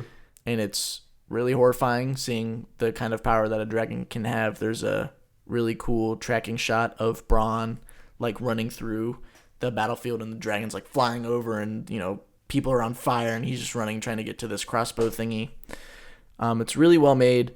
It has some silly moments, but it's not as silly as possibly the dumbest plan that anyone has ever came up with. It's dumb when they think about it and they decide, yes, this is what we're going to do, and then they make dumb decisions when they're dealing with the consequences of the plan. It's literally like the smartest character in the show comes up with the dumbest idea. It's guys, you don't understand how dumb it is. It's asinine. It really is. It's so stupid. Especially because how it ends up going for them. Right. It doesn't work out. Yeah. It ends up not. The plan doesn't end up working out for them. Surprise, surprise. Right. And then it leads to this ridiculous, sensationalized action scene on a frozen lake, which is just absolutely ridiculous in my opinion. In season 4, if this happened, every single person dies. Yeah. Guaranteed. Exactly. There's probably 10 characters there. Every single one of them dies. guaranteed. There's no chance anyone make it out. But like literally, there's a part of it where one of the like main side characters gets like totally swamped by White Walkers, and then like 2 seconds later, he's just like chilling. Right, totally fine. Like no, it's so dumb. There's a part where one of the characters is just like they have Safety comes. Yes. And Safety is chilling there. And this character could go to Safety and, get out possibly.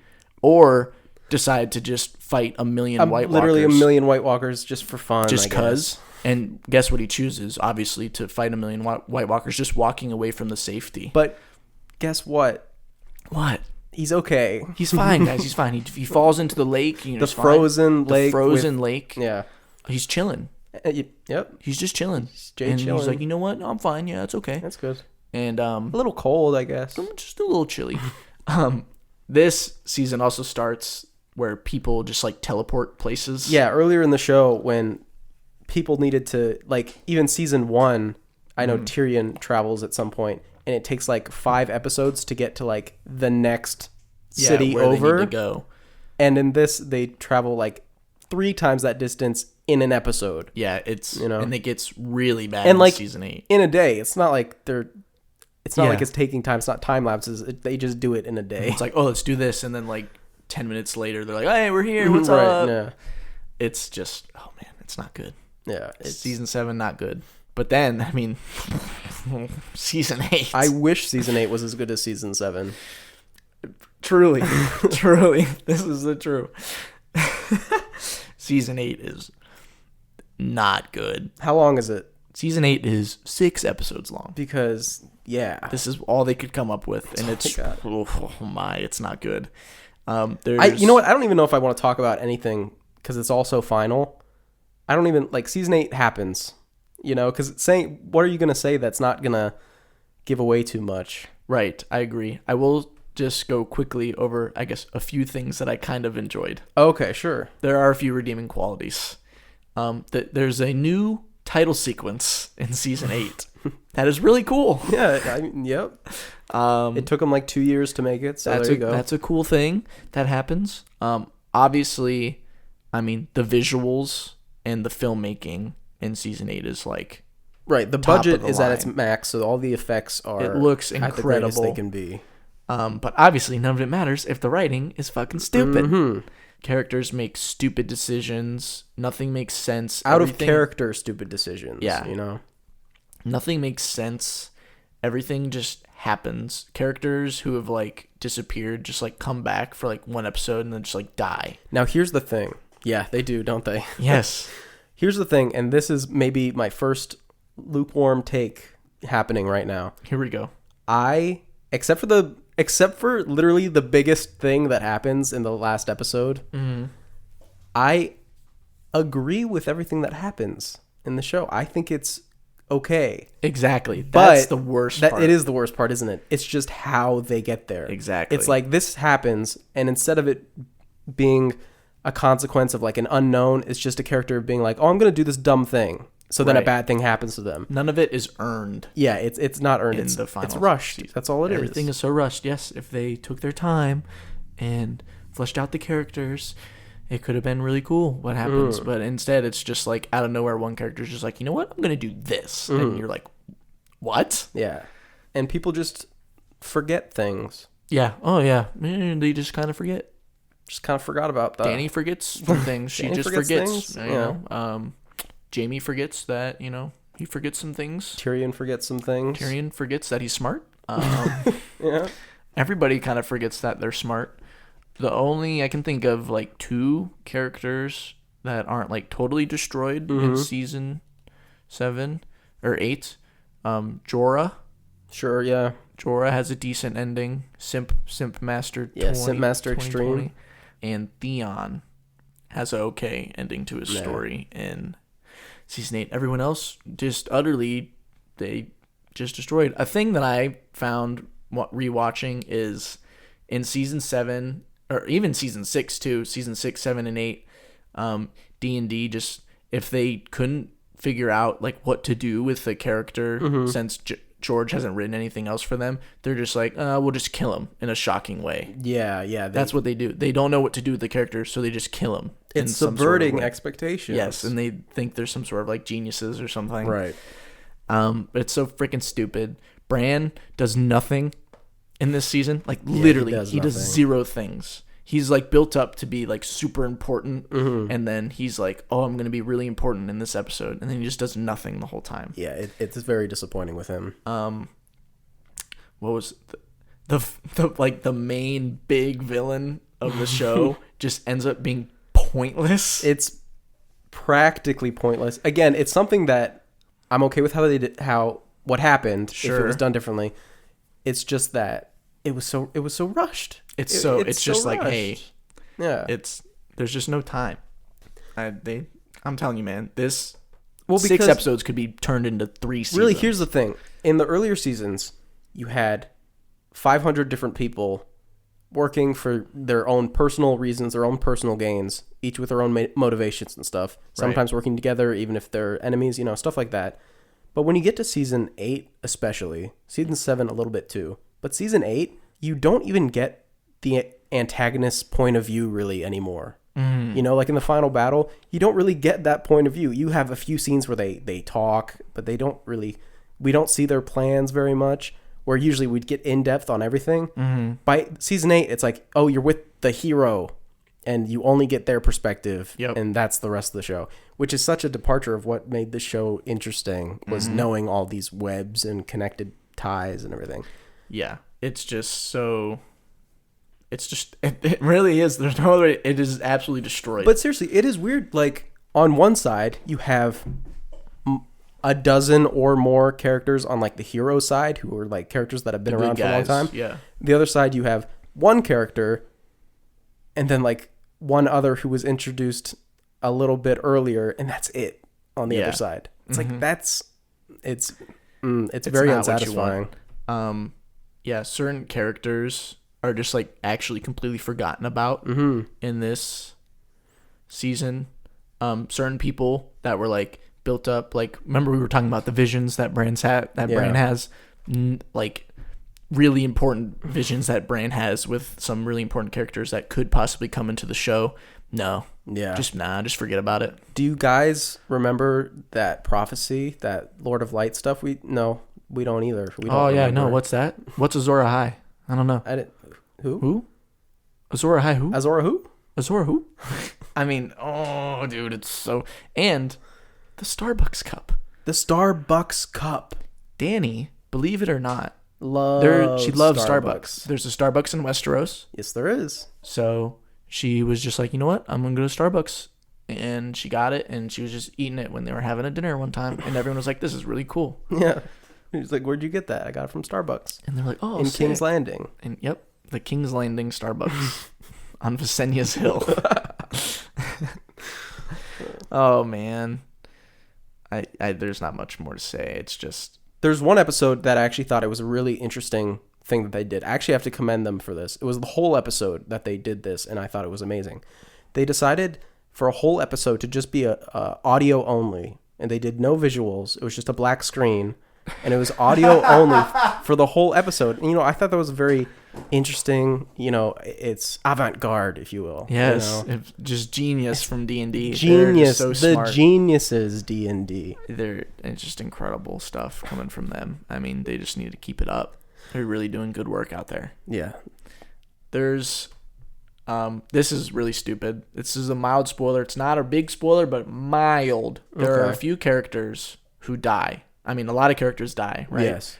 There's 2 specifically in season 8 that die because the ceiling falls on top of them. Oh, yes, that is true. And you're like, okay, But then, in the next season, a character is kind of searching for them in the rubble. Next episode, you mean? But yes. Yeah, the next episode, sorry.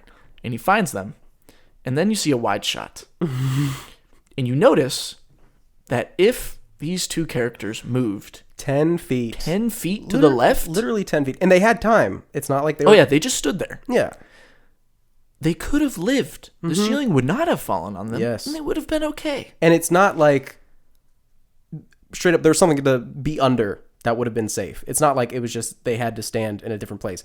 There's something they could be under that would keep them safe. Yes, and it's just so Yes. stupid. And they just decide to stay in the open instead. It's so stupid. It is very stupid, especially because it happens to important characters. Yes, and that is basically a good representation of the whole season. Yeah, yeah, I guess it is.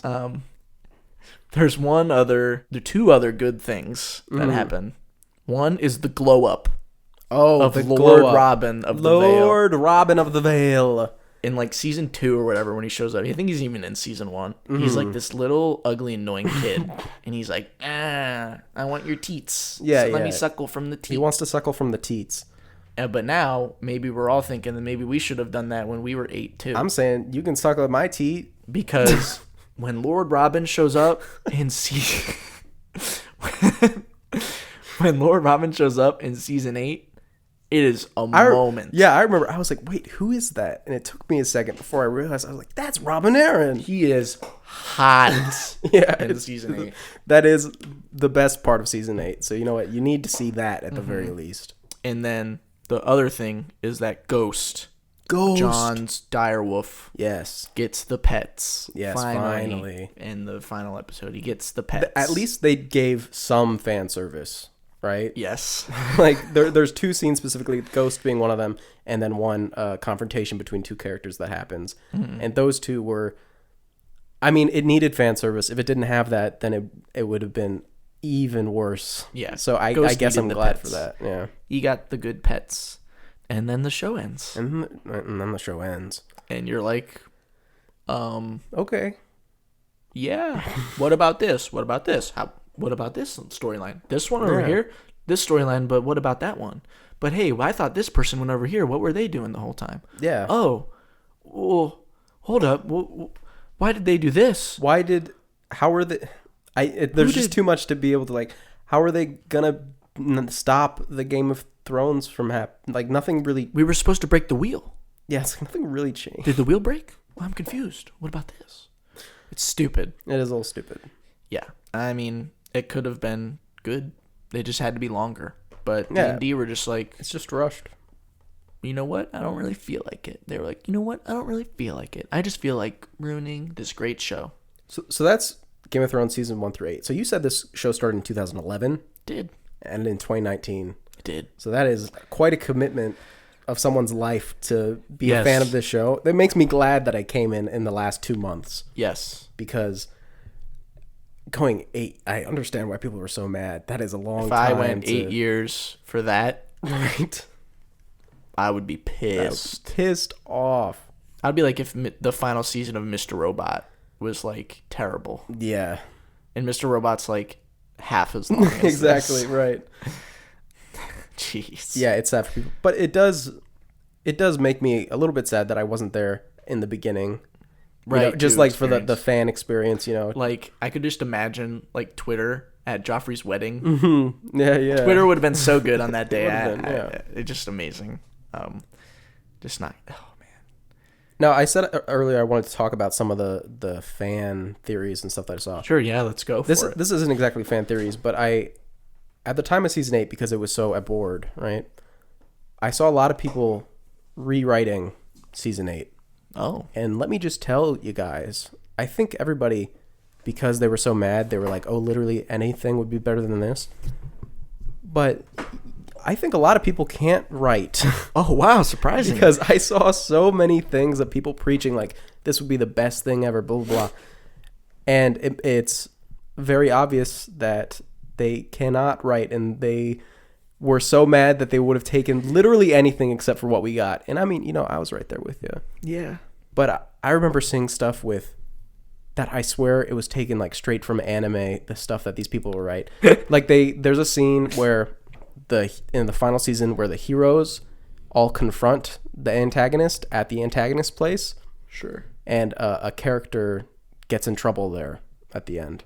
And someone wanted them to shoot the character off of like a what do you call it? Not a crossbow, ballista.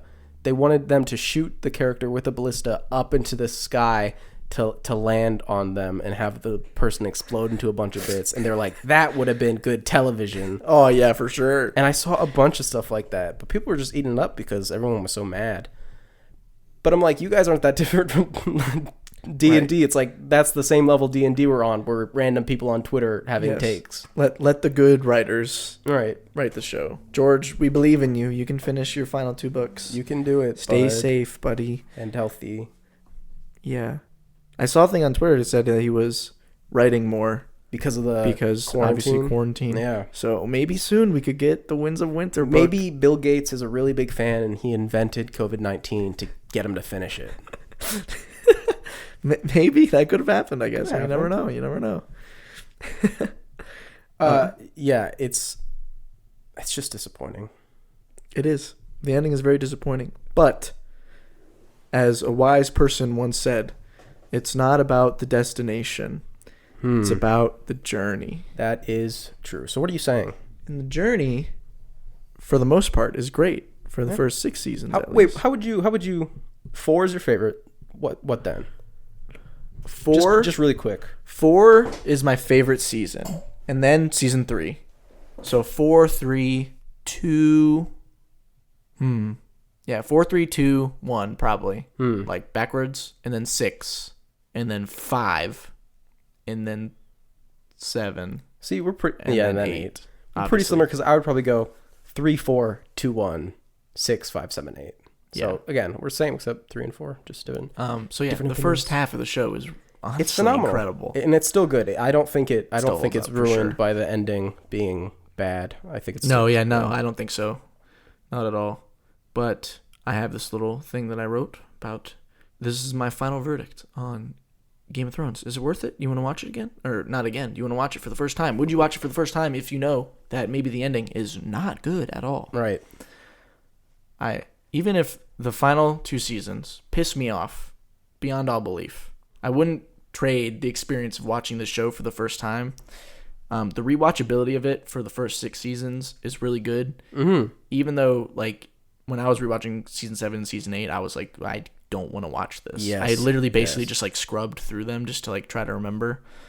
But I would highly recommend watching this show. But I will say, watch the show and then get to the end of season 6. Mm-hmm. Watch the final episode of season 6, and then you have to make a decision. Right. You say to yourself, do I want to watch the last 2 seasons of the show and have it ruined? Because it will be ruined. I guarantee it. Yes, it will. Or do you stay on an insane cliffhanger and wait to see if George R. R. Martin finishes the final 2 books and then read that? Those are your options. I have an alternative. You have another alternative? Yes. This is, I think, would probably be the best, because who knows if the books will actually ever get done. I would say, this is kind of, you already knew what I would say for this discussion, because, guys, I own Game of Thrones seasons 1 through 6 specifically. After the show had already finished, I specifically only bought Game of Thrones seasons 1 through 6, even though the full series was only like $50 more, because I don't want to watch season 7 or 8 ever again. Nobody does. But I say watch seasons 1 through 6, and then go over and listen to the music from season 7 and 8. Listen to some of the tracks. Music is really good. Yeah, by Ramin Djawadi. Ramin Djawadi. That's how you say it. And just listen to the tracks. Maybe get the context for kind of what's going on in the tracks. And then just make up your own in your head. Because whatever you think of is going to be what you'd like the most. Better, for so sure. Just listen to the music and just imagine something happening on screen. And pretend that's real. Because it's fiction, so it might as well be. Yes. That's actually, I never thought about doing that. That would actually probably be pretty good. Because the music's really, really good. And you could think of all the awesome moments with it. Right. Well, what are you going to do? What are you going to do? There are shows that do have good endings. This show is not one of them. Yeah. Shows that have good endings. Breaking Bad. Breaking Bad has a good ending. Mr. Robot. Mr. Robot has a great ending. The Wire, I would assume. The ending is really good. The last season's the weakest, though. Okay. I've heard The Sopranos is good. I ain't watched it, so who knows. There's lots of shows that have good endings, okay? And, just what are you going to do? It's not one of them. it sucks. Everyone's really angry about it. Everyone's going to be angry about it for as long as there is time. Yeah. But now everybody is rallying behind George. Everybody rally behind George R. R. Martin to finish the final 2 books, The Winds of Winter and A Dream of Spring. Please. It will probably be a gigantic cultural moment whenever he decides to say that The Winds of Winter is coming out. Right. It will be huge. It will be everywhere, I'm for sure. Trees everywhere will die. Yes, there will be no trees left when this book comes out. So go digital. Go get a Kindle or something. Yeah, there you go. I'll definitely be reading it. Hopefully I'll be able to finish the next 3 books before that one comes out, because I don't want to be like in the middle of book like 4 or something, and he's like, "Ooh, it's out. Winds of Winter's coming out," and everyone's reading that, and I'm like, "But I haven't finished 4 or 5 yet." I don't want to get left behind, so hopefully I can do that. But yeah, that's all we can do, really. We can just be sad and hope. But we recommend it, guys. We really do. We really, truly do. And then you can see, I don't know if maybe I'm crazy about this, but the memes from this show were so funny. There are some really good memes. I don't know why, what it is about this show specifically, but man, were they hilarious. I'm not tired. Like, there's some really good stuff from this show. I mean, and then even when last season was going on, there was like that debacle between the 2 subreddits, right?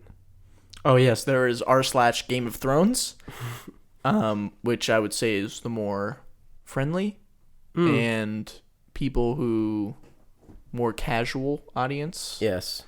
And then there's r/Free Folk, which is the slime, the slime container, sludge. The people who care deeply about the show and understand what makes a show good and what makes a show not good, and will absolutely shred it to pieces. I'm still on this subreddit, and every single day when I'm on Reddit, I see another meme roasting the finale of this show or D&D or something, and all of them 30k upvotes, 40k upvotes. Didn't it become, I don't know if this is true, but didn't it become like a The Witcher subreddit for a second when The Witcher came out? When The Witcher came out, everyone like rallied behind The Witcher, and it just like you said, it totally became a Witcher subreddit for like a whole like couple weeks. Yeah, that's really funny. It's funny. I'm just looking at it right now. It's just so stupid. There's so many memes right now. I just got on it. I mean, there's a bajillion. So guys, do it for the memes, if anything. For real though. What is this meme says? I love the episode where Tyrion and Sansa get married, and it's a picture of Lord Farquaad and Fiona getting married in Shrek. That's a good one. Upvote. That's good. But yeah, you'll see ton of stuff like this on Free Folk. It's just all memes all the time. And that's gonna wrap it up for Game of Thrones talk. That's all I gotta say. That's all I gotta say. That's all I want to say. It's great, and then it's not great, but it's worth it. It's worth it. It's worth it. 1 through 6, then stop. 1 through 6, and then stop, probably. Yeah. Unless you're a crazy person. So yeah, that's what we got to say about Game of Thrones. We're done. Yay for that. Yes. That means... You know what time it is. We're moving on to... Oh, he's taking a drink of his water, but... Sorry, I was taking a drink. Wait, I can't remember. Are we doing email or review first? Review of the week. Review the fortnight. Okay. Mine is... I kind of bent the rules a little bit on mine. Me too. But okay, cool then. Mine is like it's like a cluster of like one sentence ones. Okay, I hope. No, it can't be the same thing. What? It's impossible. Well, it's impossible that we chose the same thing. So go ahead. Okay. These are all 10 out of 10 ratings. Really? That I'm about to read. Yeah, that's new. These are all, people thought this was incredible. I have 5 of them here. I'm going to just go ahead and assume it's the finale of Game of Thrones. It is. There we go. It is the finale of Game of Thrones. This is what these people had to think. Satisfied ending. I like how the writers wrote this series, and there is so much connectors. Ignore them. That's it. Okay. Number 2. Incredible. Many don't like it, but I thought it was a perfect and very fitting end to the series. I've just downloaded the episode, and I have high expectations. After several seasons of watching, we came to the end. So they didn't even review the episode. They didn't even review it. They're like, I bet it's good. 5 stars. Yeah. Or Good. 10 stars. Good episode from Game of Thrones, and I will thank you, HPO, for everything. And then... Wait, the B and the P aren't even close to each other on the keyboard. I know. HBO. And then this is the best one. This is the final one. Okay. Do you want an Indian film ending? What happened to you guys? What do you want? An Indian film ending? John and Danny get married together and sit on the Iron Throne and live in happiness and joy forever? Like line Disney cartoons? This is GOT, the best TV shows ever in history, and its final season is just what we wanted from this masterpiece show. Okay. That's what these people had to think That's about. what they had to These think. are the people on r/Game of Thrones. It is. That's true. Those are mine. Mine is 3 separate ones, and I'll just tell you it's for a movie that we talked about earlier in the show. Okay. And I'll read the first one from Benjamin. What's the star rating? This one doesn't have a star rating, Oh, okay. but this one is from Benjamin Xavier, and it was from 7 months ago. Okay. And he says, cock and ball torture. The second review... Wait, that's the whole thing? Yeah, that's the whole review. The second one is from Philip DeBoard, and he gives it 5 stars out of 5. And he says, I haven't seen it yet, but what the hell? I'm going to take a leap of faith and recommend it anyway. It will be better than what most fanboys and girls expect it to be, but despite that, it won't make bank. And that's the end. 7 people found it helpful. Wow, 7 people. And then this last one, which will hopefully you'll figure out maybe I'm what having movie a tough this is time for, right now. is from Noah Biondi, who has a picture of Taylor Swift from Cats as his profile picture. It's from 4 months ago, 5 stars. Damn, not gonna lie, the year 67,854 has been a great year for movies. 3 people found this helpful. What? No guess? I'm so confused. These are reviews for The New Mutants, Oh! coming August 28th. Damn it. And these were made 4 months ago and 7 months ago. Because the movie's technically already out, some sites have reviews that you can already do because they Right. thought it came out April 3rd. Right. So some people just found the reviews and were like, oh yeah, I'll write something down for here. That's so funny. Cock and ball torture.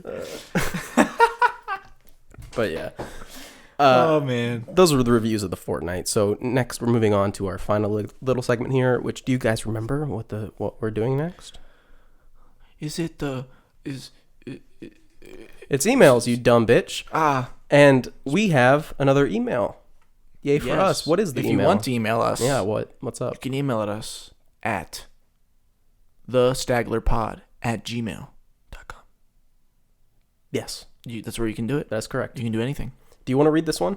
Sure, I can read it. They say, hey, Justin and Nick, I'm curious. Hi, Curious. Do you think prequels are inherently weaker because of the lack of suspense for certain characters? Especially in the action-adventure genre, I feel like prequels lack a certain drama or suspense because we know certain characters will survive, such as The Hobbit or Star Wars. What is your overall opinion on prequels, and how can they be done right? I agree with kind of what they're saying here at first. There is oftentimes a lack of suspense that comes Yes. when you know that a character is going to be okay, you know? And you can think of something like The Hobbit, right? Where you have a character like Legolas. You say, okay, well, I know Legolas is showing up later, right? You're right. And then I think of Better Call Saul. And specifically, I think it was the episode The Bagman, right? Where his life is put in mortal danger. And really, you might think, oh, this is the same situation. It's not effective in either one. Wrong. The difference between what some shows do is in The Hobbit, Legolas is fighting and there's like close calls or whatever, but it's no effect on his character. He fights all the time. It doesn't affect his psyche or whatever. It's nothing. When you take an episode of Better Call Saul, where this is the first time Saul's had a gun put to his head, you know, where his life has been in this much danger, it affects his psyche. It affects his character on a deeper level that has consequences for the rest of the show. Yes. You know, it's not just, oh, of course he's not going to die. It's no, this is affecting his character on a deep level. Right. And that's why it's still effective, even if you know he's going to live. That's what it makes like prequels successful would be. It doesn't just like, oh, just show you what happens before. It adds to the character and the story, and will like if you go back and revisit like the first thing that came, you're like, oh wow, I can see this, and I can see how what happened in the past has affected him to become, you know, who they are in the future. So even if we know they're going to live, the peril is still something that's going to have a deep effect on a character.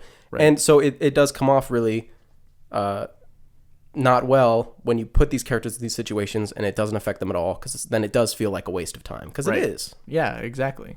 I would have to agree. What is your overall opinion on prequels and how they can be done right? Pretty much what we just said. Right. But I do like prequels. It obviously depends, but some of them can be very interesting. This might come as a surprise, but I've actually never seen The Hobbit. But the Star Wars prequels, you know, not what you want really for the most part. But like obviously, Better Call Saul is a great prequel. There's some other great ones that I, for some reason, can't think of off the top of my head. Oh, there's a great one coming that I just realized I totally forgot to talk. I totally didn't put in the docket. So we got some breaking news. Coming, and there is a prequel that has been confirmed that is coming soon. Do you know what this prequel is? What is this prequel? It is the Mad Max Fury Road Furiosa prequel. Nuh-uh. That has been confirmed that is going to be coming. Are you serious? I'm 100% serious. Is it like the same people? What's his name? Yeah. As far as I know. Oh. But Charlize Theron Furiosa it up, as far as I know. And that's very exciting. So that is super that'll hopefully exciting. Be a good prequel. Yes. I'm guessing we'll see the whole arm situation. Oh yeah, how did she lose her arm? I don't know. And then also, obviously, we talked about Game of Thrones all day today. Well, I guess we have to mention the new Game of Thrones show coming out. I assume they're probably going to put it on HBO Max, which is the new streaming service coming. I think it's called House of the Dragon. Yeah. And it's supposed to be about the Targaryens way back when there was like a whole bunch of them. It sounds really interesting. I think it's kind of in a different level compared to other prequels because, yes, we know what happens in Game of Thrones, and we know that the Targaryens eventually get wiped out. But we won't really know. There's not going to be a character in House of the Dragon that is in Game of Thrones because it's like literally hundreds and hundreds of years before. There could be. Oh, yeah, I guess. But there could be ones that we know because of lineage reasons. Right, yes. Well, there will be people we've heard of probably. But it should be really cool. I would really like to see, I don't know exactly how far back they're going to go, but I would love to see like the conquest of, King Aegon or something. Yeah, Aegon Dunk. Aegon the Conqueror, I think that's his name. And him and Balerion, the Black Dread, the biggest dragon ever, like destroying Harrenhal. And I'd like to see, even closer to when Game of Thrones starts, the battle on the Trident with Bobby B. And, you know, it'd be cool to see Bobby B in his prime because in the show he's just a fat loser. Yeah. So, you know, but we'll have to see what goes on with that. I think prequels, to a certain extent, do have to, they have to prove themselves, you know. Absolutely. I if I see a prequel, I want to come out and know the reason why this had to be made. You know, yeah, it has to have purpose. It needs a purpose to have it, even if it is fun. I still think for a prequel to be really great, it should have a purpose. Should answer a question that maybe we had from the original that wasn't answered. You know, something along those lines. So really, for a prequel to be good, it just needs purpose. No cash grabs, whatever. Just when you finish it, you have to be like, you know what, this stands good on its own and makes sense. Yeah. What do you feel about prequels as watching them first? Like if you missed stuff that was prequels, would you watch in release order, or do you ever watch in like chronological? Ooh, that's a toughie. Like Star Wars, I've done chronological, right? Right. I would say, yeah, if you've never seen Star Wars for some reason, Right. I would say, honestly, I would probably say watch it release first, but then after you watch it release, watch it again chronological so you can see it. Because I mean, it's always the intention for you to watch it in release order, obviously. yeah, that's what I would say. But I think it can be fun to right, yeah, do certain it wouldn't be things bad to watch it chronological. chronologically. I don't like think. Better Call Saul would probably be cool. Probably actually be really good. Right, yeah. Oh man, yeah. Yeah. But yeah, it just kind of depends. I would say for the most part, definitely probably just watch in the order of when it came out. But it doesn't really matter, I would say, overall, unless like some reason. Yeah, I don't know. I don't know. But yeah. Thank you for the question. Thank you for the question, and thank you for listening to us answer the question and everything else that we talked about today. Mm-hmm. That's going to wrap it up for episode 4. We've done 4 Subtitle episodes. something. Who knows? You know? We'll figure it out. We'll figure it out. And next fortnight, on episode 5. The 5th episode. We're really doing it. We're really going doing to it. 5. We're getting there. Next episode, What are we going to talk about? our spotlight for next episode is going to be, guess what? Prequels. Oh, Wow, isn't that so? What a good segue. We couldn't think of anything, so we just went with that. We're going to be talking about prequels, good ones, bad ones, and maybe a little bit of something else. But yeah, that'll be next fortnight, episode 5. Tune in if you like. Same bat time, same stag time, same stag channel. But that about does it for us, folks. Thank you so much for listening again, and this has been The Stagler. The Stagler.